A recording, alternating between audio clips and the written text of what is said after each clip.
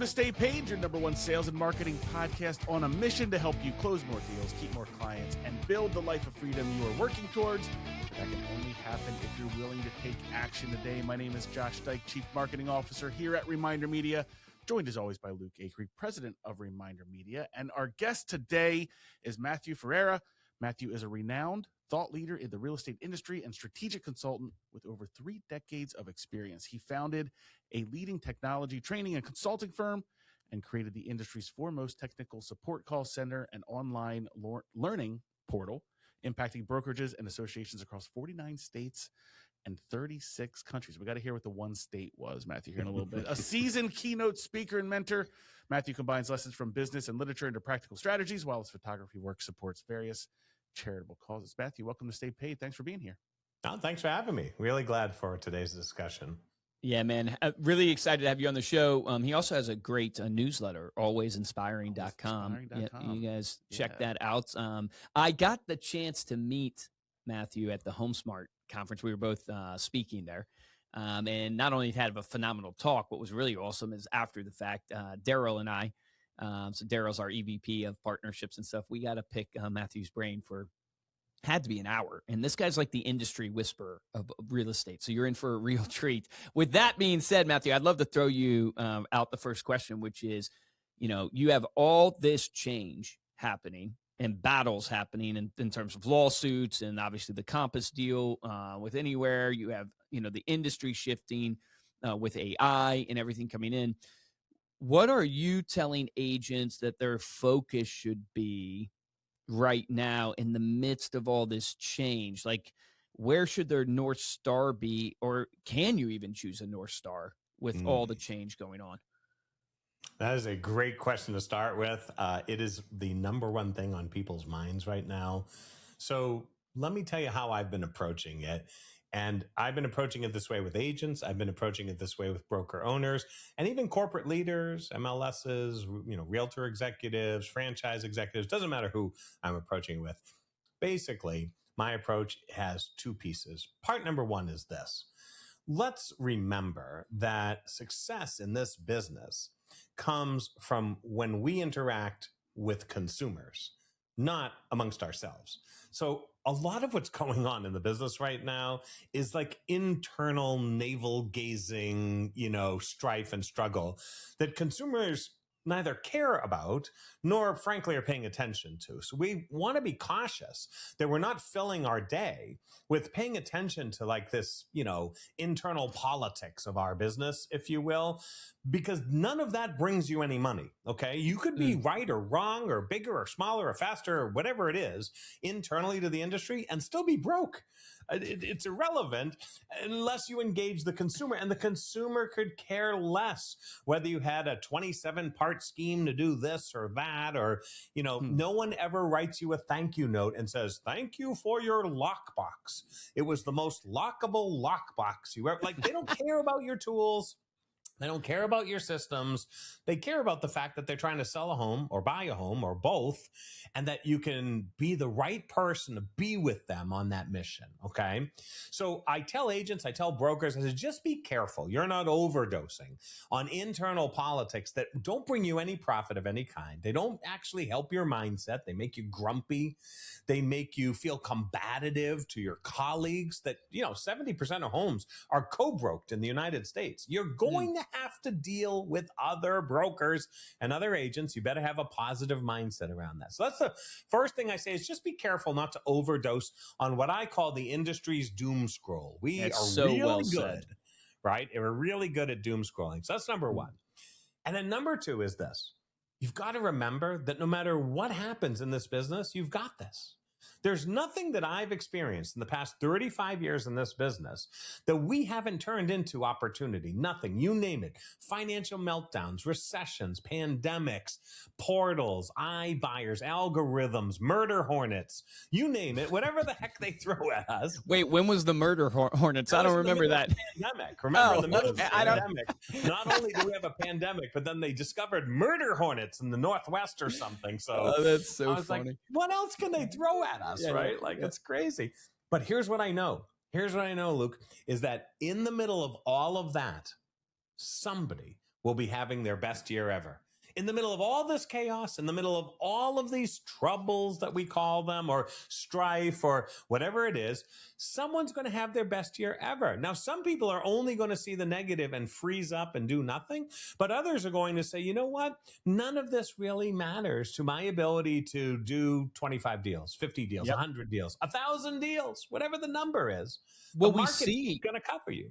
To that point, we see like this, it's always been the top 20% does 80% of the business, but now it is literally the top 5% are doing 95% of the business, it feels. And I think the data is proving that out. Why do you think that is? Why do you think that the industry is drifting to where it's like 71% of agents didn't close a deal, according to that Inman article or whatever, and, you know, going around the way? What is it that the top teams, agents are doing that you're seeing that is closing the market, basically? All right, I'll answer that, but I want to caveat it first, okay? I will tell you what the top teams, the top agents are doing to stay in control of their destiny. But before I do, I just want to add one caveat, one little caveat, which is when you see these numbers, like 71% of realtors did not close a deal last year, you got to back up. You got to take a deep breath, because realtors, 1.5 million realtors, are not all salespeople. My manager's a realtor, but he doesn't sell. My assistant's a realtor, but she doesn't sell. Mortgage guys and gals are realtors, but they don't sell. So that data is skewed. It's a real skewed false flag. Okay. That data is meaningless. That's good to know. Okay, so just to be cautious around that, there's lots of realtors, because I'm a realtor and I don't sell homes anymore, right? So I fall into that percentage that don't sell, but I'm a member of the trade association. So you got to be real cautious. Okay, but put that caveat aside. Again, that's just candy. That's clickbait candy. But if we talk about what do people really do that are keeping them in control of their destiny, it's simple. They listen to the age-old wisdom that what I was taught 35 years ago is more true today than ever. They list to last. It's it. If you want to look at everyone who's doing well, no matter what interest rates are doing, no matter what days on market are doing, no matter what's going on with buyer interest or the demographic shift of who's selling, they're listing. If you don't list in this business, you will not last. And I love my buyer agent friends out there, but they're the ones who burn out faster than any listing agent ever. And so if you want to control your destiny, you'll list. And if you want to work with buyers, you can work with buyers. You work with buyers formerly known as your sellers, meaning you sell the seller's home and they go on to buy a house and you help them buy. And that's cool because you got 2 deals out of 1 customer. That's the shift. That's the shift. It's strategic. And you see it with teams too, of like, they will be listing centric and then they hire a buyer's agent or 10 buyers or a 10. Exactly. But they are still fundamentally grounded in trying to get the listing. We had an interesting combo the other day. It hasn't released yet, with Adam Boxman. He's the only guy that I've ever met that focuses on buyers like when I say there's so many agents focused on buyers, but this guy is like preaching. He has figured out how to go and work with buyers and make it a sustainable life. That's really, because to your point, people who work with buyers, they get burnt out, and it's just, you're all over the place. I actually think the buyer's consultation and getting the agreement signed is helping the industry because it helps you get away with all the non-committal people. Okay, so let's shift gears a little bit, right? Because I just also want to get your take on AI, right? And I don't know how much you're seeing, or if, started to talk to people of the effects of AI within the industry. The doom and gloom is AI is going to replace everything, right? The thing that we're all sick of, that the broke agent put out the other day, which is, if somebody else says to me, the agent that uses AI is, it's not the AI going to replace you, it's the agent that uses AI. Like, everybody is sick of that trope, right? Where are you seeing the effects of AI in the business right now from all the people you're connected with? Yeah, so let's just talk about that trope for a split second. You know, I'm old enough to remember when we used to say the agent who uses a pencil will replace the agent who doesn't use a pencil. And then we said the agent who uses a calculator, a financial calculator. And then we said the agent who uses the internet thingy. You see, the funniest thing is that people's reaction to this thing that, like, somebody said it at a conference. Now everybody says it and everybody's clapping like it's the most earth-shattering thing. You're like, what are you even talking about? Yeah, right. I'm so with you on this. So it's good to be the old man in the room. Here's what I know about AI. It's another tool that the real estate industry is going to adapt and use to delight customers, drive profitability, expand our ability to scale our business. So there should be nothing worrisome about using a tool. Now, what could be worrisome are some of the weird things people are being told to do with the tool, right? Like, we never told agents, oh, make a web page and then don't interact with customers, right? Like, we never said that. We never said to agents, oh, make some marketing, but don't answer your phone. Like, we never said that. But people are being told to do weird things with AI, like make an avatar of yourself so it can pretend to be in relationship with customers and clients, right? Like, totally bad idea. Nobody wants to hug a vending machine when they're buying or selling a home, right? Like, totally bad idea. Yeah. Depends sense. what the vending machine looks like. That's what Josh is saying. Right. It's so weird. So what do I think about AI? I think it's a fabulous partner tool. But I want to share with you, again, this is good about being the old man in the room. You know, in the 1970s, IBM used to have a page in its manual, its management and leadership manual, that said, if a computer cannot be held responsible, a computer should never be given decisions. And what they meant was, these are tools to empower humans. So how do I use my AI? I use it to role play with me so I can get better at making my presentation. How do I use my AI? I use it to ask me questions so that I can then think of the marketing that I want to write myself, not to turn my business over to it and tell it to write my marketing for me. How do I use AI? I say, hey, I've got a challenging negotiation going on right now. Let me upload what I think is going on and spar with me, interact with me, interview me to help me generate ideas so that I can create a win for everybody. That's how I use AI. But I'm not going to turn my business over to an AI. That's just ludicrous, because not only is that bad business, but more importantly, what's the point? Why are you showing up to build a career? Don't you think, though, like what you should be thinking about, or at least this is the way I'm thinking about it these days, is like, it's the workflows in your business. You should be thinking, what is the workflow for essentially everything that I do? And how could I use an agentic, agent to go and do that thing? Because you mentioned, I don't want it to write my marketing, where I would push back and go, well, I do want it to write 90%, 98% and give me different options. I just want to be the approver, the reviewer, the tweaker, if that makes sense, or however you want to say that. So that, like, that's the way I think about it. It's like, what do I do? So case in point would be like this podcast. It's like, we're trying to work on going, take this podcast, give it to the agent then transcribes it, right? It's transcripted. Then we ask the agent, find us the moments in the podcast that stand out the most, give us 3 different options. And that saves me all that busy work of what I used to do. And now I can just review the clips, right? I'm still the person that reviews it, but it's doing all the work in essence. Like, I think that's the age we're moving into, if that makes sense. So I agree with that, again, with one twist. Everything you mentioned is a great use of AI, a great use of it to edit it, take out the mistakes we make, clean it up, make the sound better, find some clips, make a transcript, even turn that transcript into an ebook so that people who prefer to read rather than listen, all that's great. But here's what you said, and what I think we're in agreement on.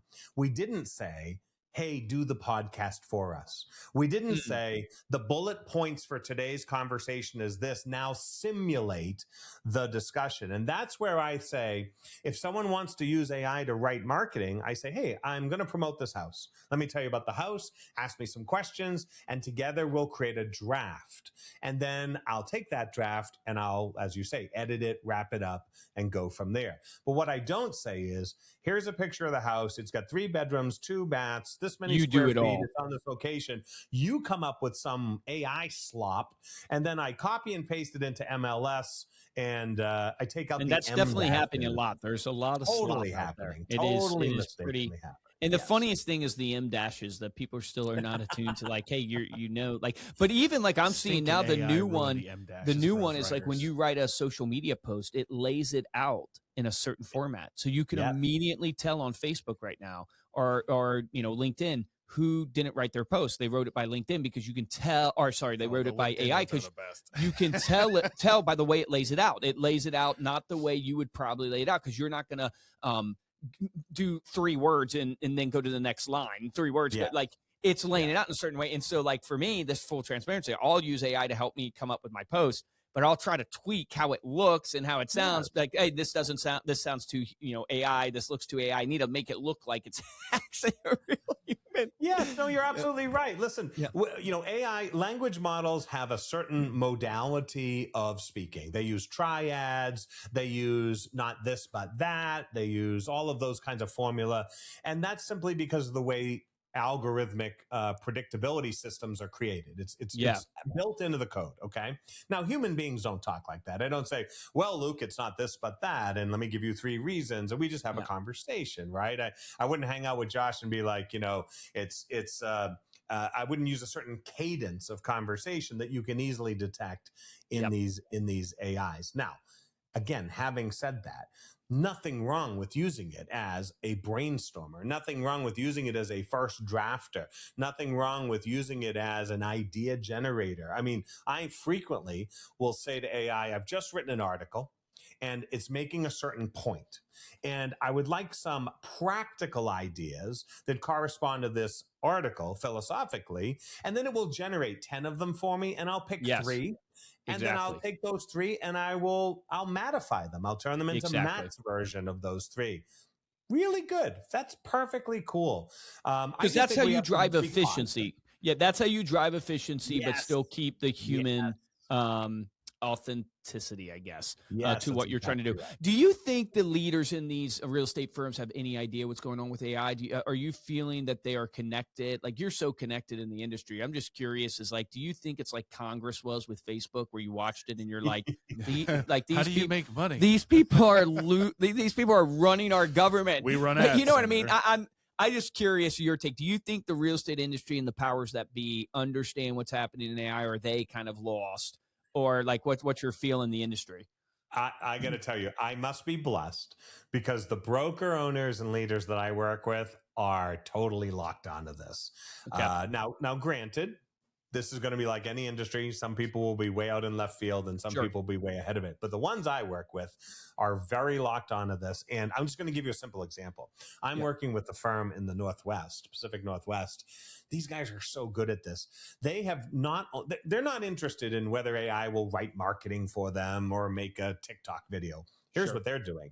They're mining their data for gold. So here's an example. They recently pulled together a massive language model that brings in all of their agents' productivity stats, what kind of deals, what price, what profitability, what average brokerage commission rate, everything. And they married it up with what systems and tools in our organization are they using? What training did they go to? What have their trends been like? And are they beating the MLS trends or not? They married all that data up. That's amazing. And then at scale, the AI is generating custom coaching reports for the managers to say, you've got a struggling agent because she doesn't come to any meetings. She's never logged into these 12 products we offer, and she hasn't had a listing appointment and has 4 people in her CRM. Yeah, it's so powerful. Right? It's so cool.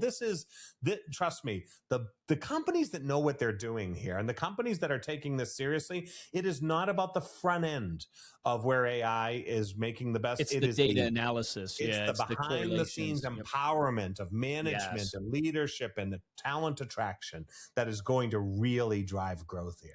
It is so interesting because I have found in my journey that I've been impressed with the real estate industry and how fast they are adopting AI. And I wonder if that's because historically maybe they haven't been the best and it's a new age and everybody knows it. And so they're really running towards it. But everybody I meet is using it.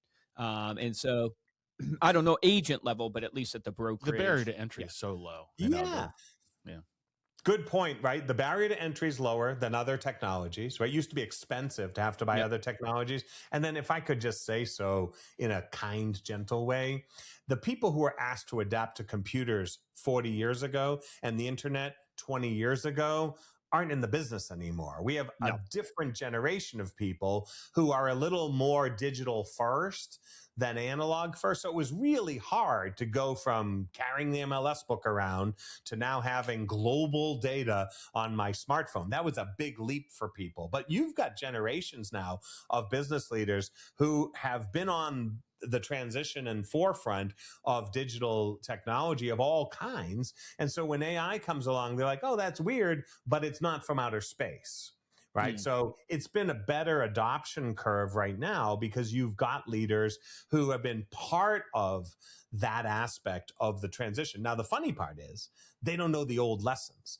They know how to deal with the digital stuff, but they don't know about listing the last. And they don't know about, how and why buyer agency came about, how and why breaking up MLS is a terrible idea, how the federal government sued us in the 1980s FTC cases. So the new people are really good at AI, but they have no idea how the sausage is made in this business. And so there are other things that they might struggle with. Well, it's interesting you say that. I'm curious your take. The word on the street is that through what, Compass is doing with, buying anywhere and what they're doing with exclusive listings and all that stuff, they're basically going to be forcing the industry. You're going to see basically like the airline industry happen is the example people are using, right? That there's going to be American, United, Delta. There's going to be 3 big to 4 big real estate firms. And so the next years we'll see tons of acquisitions and you'll see this rolling up. Is that your take? Do you believe what is happening with exclusive listings and stuff is good for the industry, or are you opposed to it? Yeah. So just to clarify for full disclosure, I have no insight into anyone's corporate strategy. So just to be clear there. Sure. From my perspective, however, let's just be also clear on the difference between exclusive, pre-listing, and private listings, right? Yep. So totally into exclusive listing. It's the best system in the world. 1 representative per seller. Okay, great. Pre-listing, it's a non-issue. We've been doing pre-listing for 30 years. People have had internal office. We used to send sticky notes around. Okay, that's really not a big game. What I love about what's happening this week on that is that at least the people who are doing some of these pre-listing stuff, it's really coming soon and it's open to everybody. No secret handshake required. I'm all into full open access, full transparency. But I will say this, I also strongly believe as an economist, so I got my degree in philosophy and in economics. As an economist, consumers deserve all market signals, including how long something's been on the market and how many times it's experienced a price change.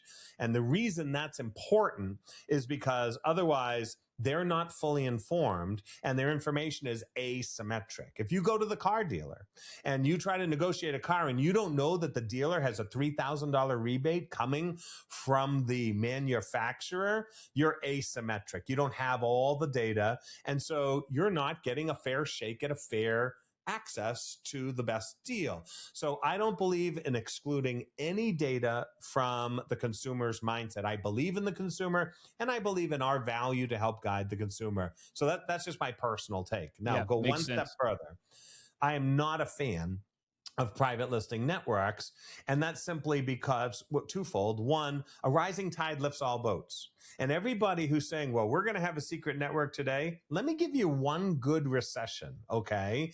When all of a sudden it switches from being a listing seller market to a buyer market, and you will be begging co-brokes to bring you buyers to your listing, okay? The market changes like that. So let's not forget that private listings benefit listing agents, but when the listing is sitting on the market for 6, 12, 18 months, and that market can happen at any time, you'll be glad that any buyer's agent brings you an offer, okay? Like, so let's be careful not to create enemies in a business, because it's a cooperative business. They're called co-brokes for a reason. They're cooperating brokers. So I'm not a fan of balkanizing our business. I'm not a fan. Look, the funny thing is, someone might own you tomorrow. The same company that you're poking in the eye with your private network may buy you tomorrow. And then what? Like, I don't really like this adversarial mechanism.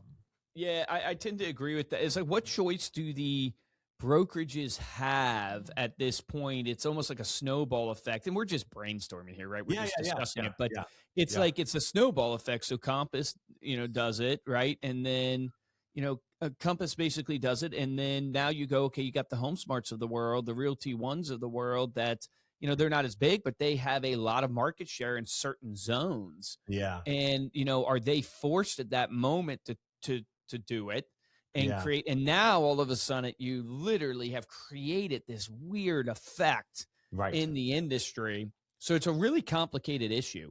Well, you've created an arms race is what's happened. And here's the danger of the arms race, right? Twofold. Number one, it may destroy MLS, because even if everyone backs off of this nonsense at some point and just, it becomes less of an issue, you may have damaged MLS rules and processes and technology along the way. And once you break that, it is hard to repair that. Now, some people that may be their plan, all the power to them, but something beautiful has happened with MLS in America that the rest of the world looks at and says, we wish we had such a dynamically operating marketplace. So there is that danger.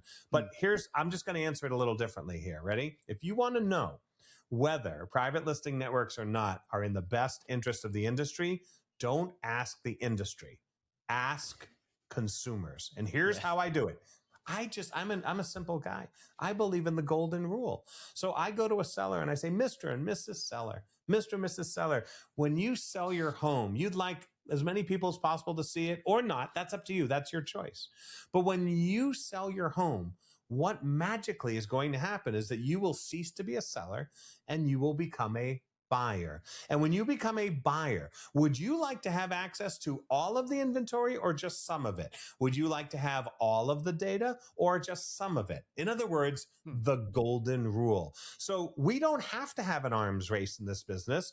Some people could take a deep breath and say, it may be temporarily disadvantageous for me not to build up my arms in this case.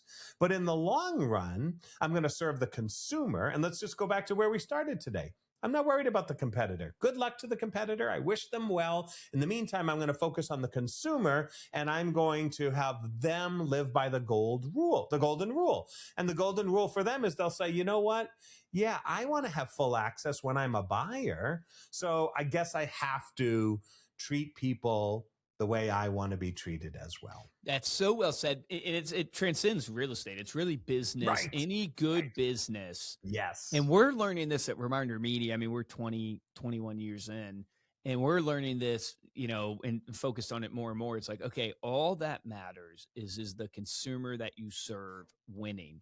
And if you keep your eyes there, then all the noise of competitors and changes of technology and stuff like that actually has a place, because it's just like, okay, what do I need to do to serve my consumer? So if a competitor comes along and they have a better mousetrap to serve the consumer, then you should pay attention and go, can we deliver this mousetrap? Because the consumer is at our heart, not the competitor. And where most people, it's like they think about the competitor, they think about all the noise, and they don't stay focused. And the thing that you'll never lose, if you serve the consumer the best, you will always have a job.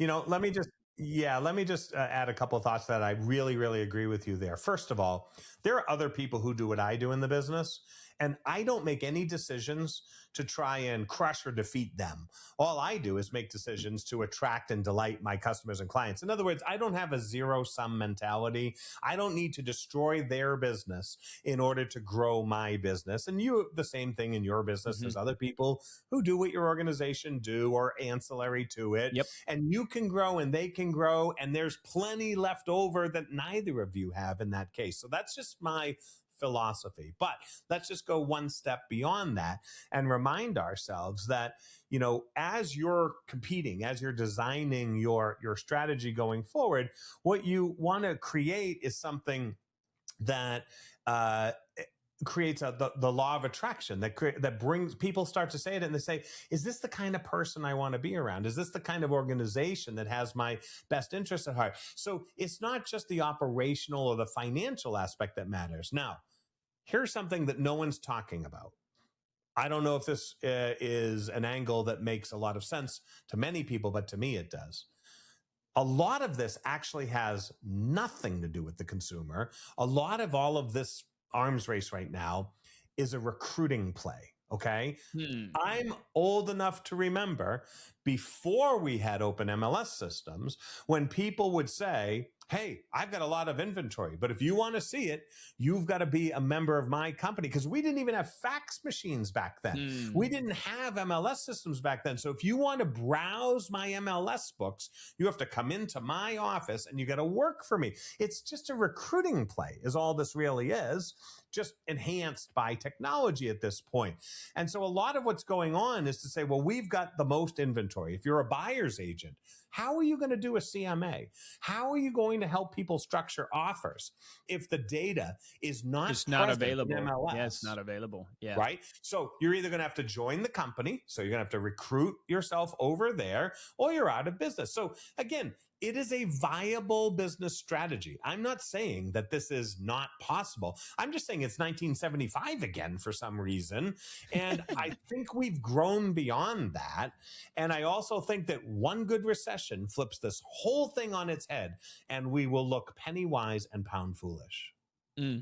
Yeah, man, so interesting. Yeah, I feel like I could talk to you literally forever. I mean, you are like the industry whisperer.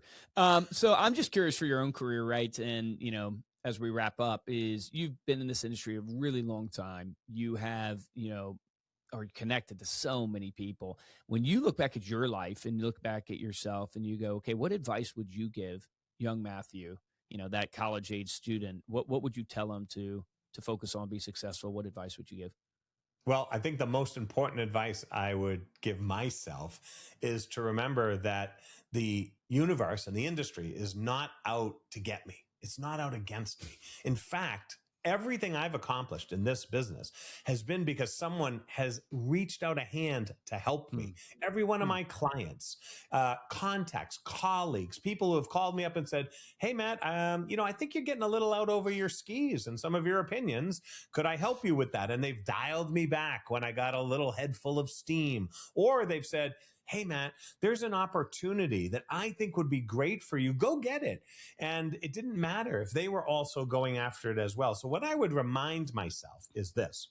We are blessed to be in a business, an industry in which it is more likely someone wants to help you than hinder you. So stop thinking of everything as a danger or a warning or a negativity, and open yourself up to the possibilities that a rising tide will lift all of the boats, and that it's more likely that you will be successful than you will be prevented from being successful if you start from an attitude of abundance first. It's why my newsletter is called Always Inspiring, because my mental hashtag, I don't make a hashtag for internet purposes, but my mental hashtag is to be always inspiring. Wake up every day and not be concerned about defeating or cornering or destroying, but instead to be inspiring.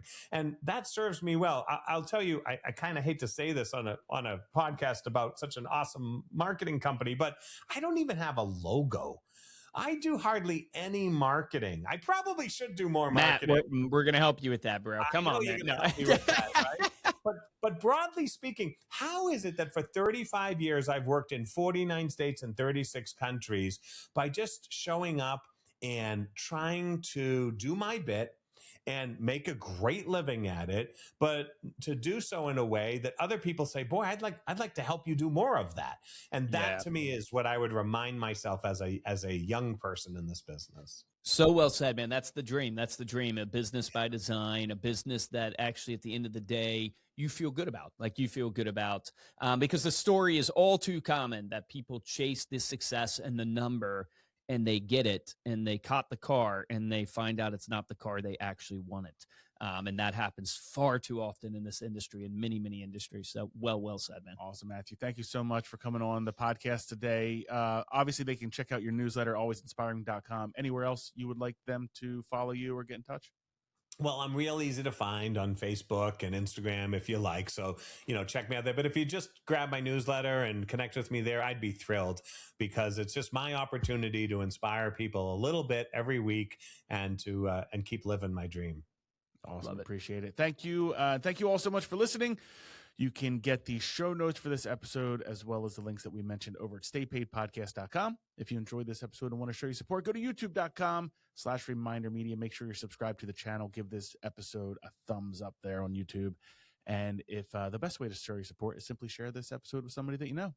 To get hold of me or Luke, you can email us podcast@remindermedia.com. And of course, you can follow us on social. We are at Stay Paid Podcast. For this episode of Stay Paid, I'm Josh Dyke. Guys, I'm Luke Acree. Matt, thank you so much for coming on the show, man. We'll have to have you back. Really love picking your brain. You're full of wisdom and knowledge. My action item for everybody listening to this, right? I love the focus that Matt gave us, which is get your eyes off the competition, get your eyes off the industry, and get your eyes on the consumer. And then I love what he said about, hey, how do you surprise and delight your consumer today? It's like, what's one thing you can do to surprise and delight them? Because it doesn't matter what the industry is doing or the competitors are doing. It matters what's happening in the hearts and minds of your consumers. And most of us are not focused there enough. So my challenge to you is to focus on surprising and delighting your consumer today. Difference between a top producer and a mediocre producer in every industry is top producers take action. Take action on that today.